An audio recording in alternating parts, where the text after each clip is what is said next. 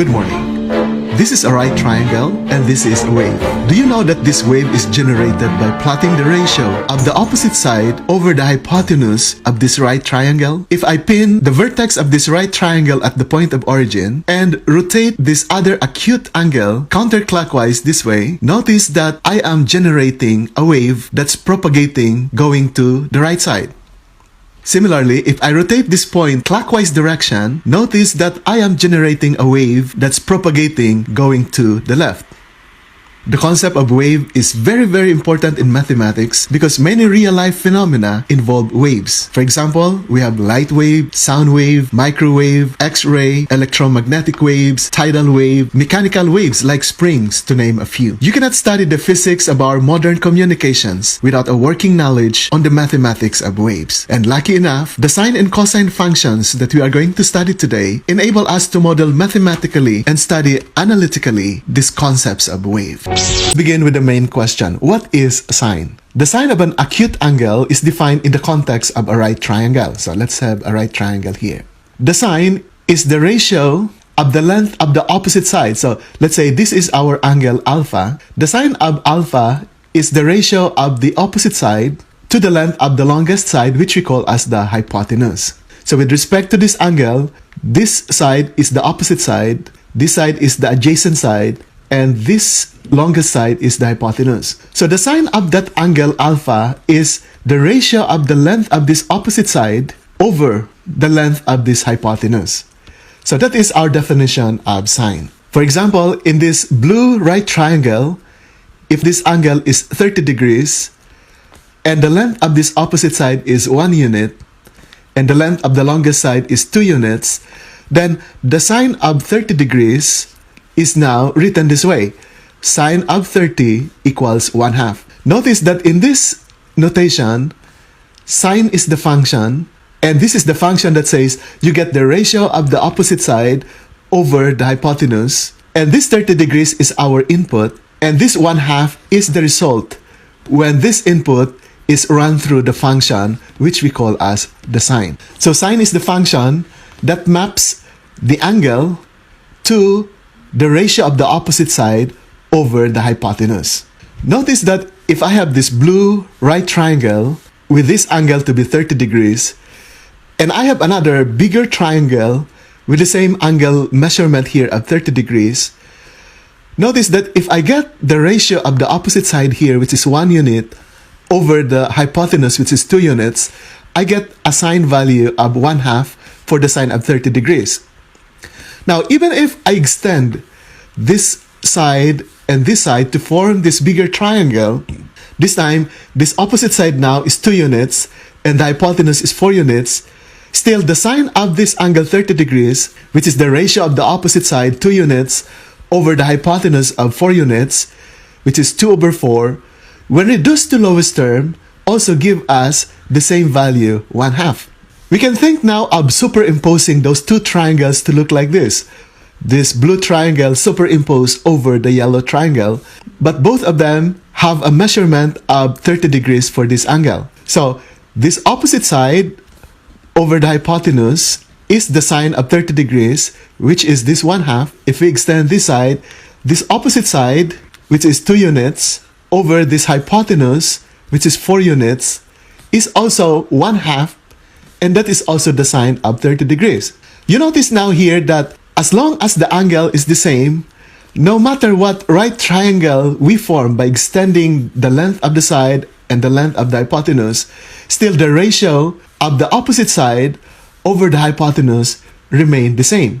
That is because these two triangles are proportional. Now, mathematicians think of a clever way to find the sine of the angle. Notice that if this number at the bottom is instead 1 unit, that means we are going to think of another triangle whose hypotenuse is 1 unit, then the computation of the sine of the angle can be reduced by just getting the height of this opposite side, whatever is that height, because the denominator is 1. And in that way, most of the time when we compute for the sine of the function, we deal with this kind of triangle, which we call as a unit triangle, or in the context of a circle, we call this as a unit circle, which you have seen in our introduction when I rotate that circle clockwise or counterclockwise direction. The main point that we are emphasizing here is all we need is the angle measurement in order to find the sine value.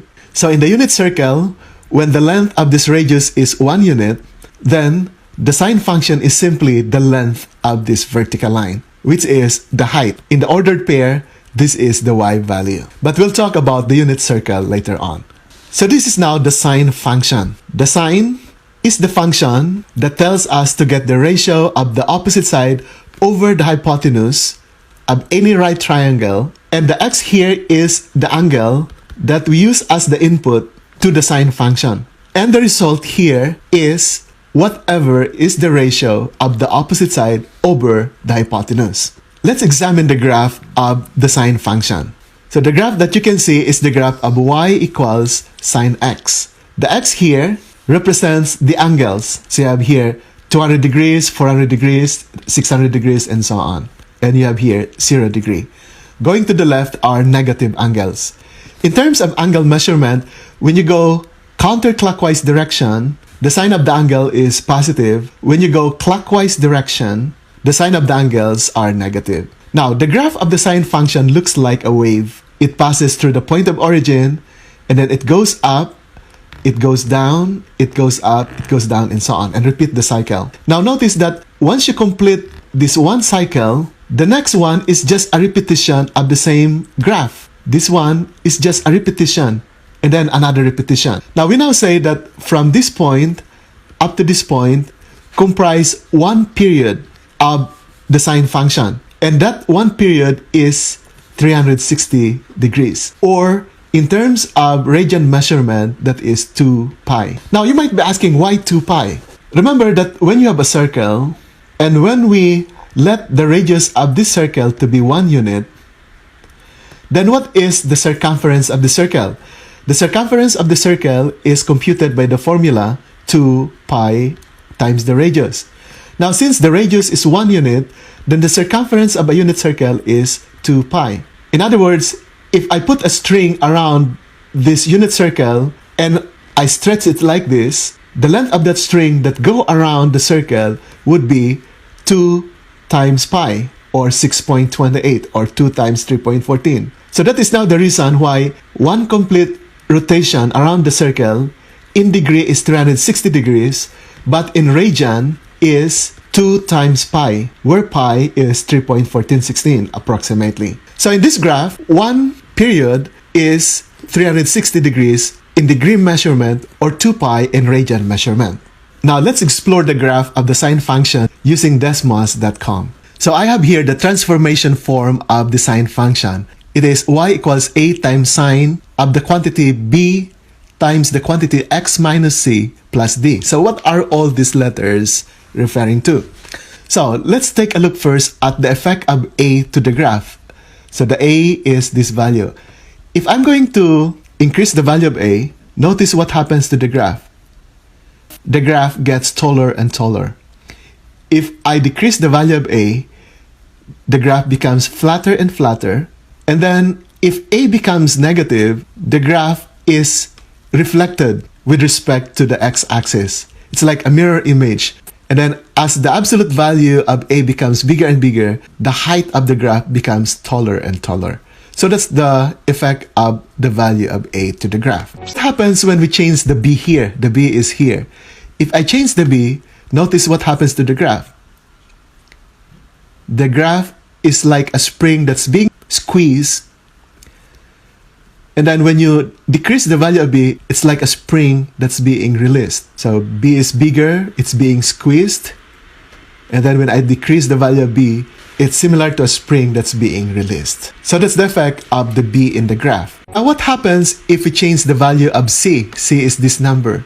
I move to the right. You can see that the graph is moving slowly left and right. So in other words, this c affects what we call as the horizontal shift or the phase shift of the graph. What happens if I change the value of d? So let's look at the graph. If I change the value of d from 0, change it to 2, it goes up, change it to 3, goes up, change it to 5, it's now above.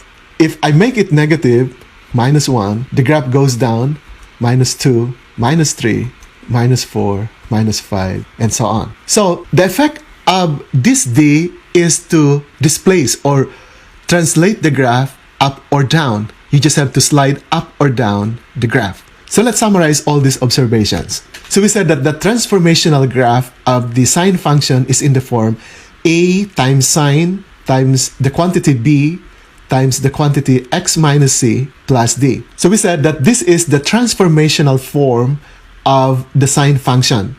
Because by using this transformation, we'll be able to find what is the height of the wave. We'll be able to know how many cycles per period are there in the graph. We'll know whether the graph is translated to the right or to the left. And we'll be able to know also if the graph is translated up or down. So let's begin with the vertical shift. If there's a number that's added to the sine of x, for example, from sine x, which is this red graph, and we added 2, which is now the graph that is light blue here, the graph is still the same waveform, only that it is displaced or it is moved up or it is translated or slide up 2 units. So that is the meaning of the vertical shift. It shows how far the function is shifted vertically from the usual position. And in our formula, think of that as the value d, as this d in the formula. Next is the horizontal shift. The horizontal shift is this letter C. So for the horizontal shift, notice that the number is added inside the parenthesis. That becomes the input to the sine function. So when you have sine of x, the graph is this red graph. If I added 90 degrees to x, the graph from this red graph is pushed to the left 90 degrees. Notice that when you have the plus sign here, the graph is instead moved to the left, contrary to our expectation that the graph should be moved to the right. So the sign here is opposite. When you have plus 90, the graph is going to the left by as much as whatever is the value that you have added here. That value is the C in our formula. And that represents what we call as the phase shift, which is how far the function is shifted horizontally from the usual position. If instead of adding 90, we subtract 90, notice that from the red graph, the blue graph is the same shape, only shifted 90 degrees to the right. So think of the red graph that is being pushed to the right 90 degrees. And everything, the shape and height of the graph are just the same. It's only shifted to the right when you have a minus sign here. So that is what we mean by the phase shift.